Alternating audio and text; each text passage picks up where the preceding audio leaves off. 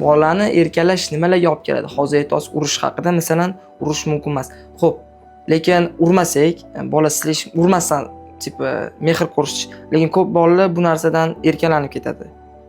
Aytganini qilmaydi masalan. Xo'p, yomon alomatlari ko'p. Me'yor o'sha o'rtani qatdan topsa bo'ladi. Erkalash va urushda.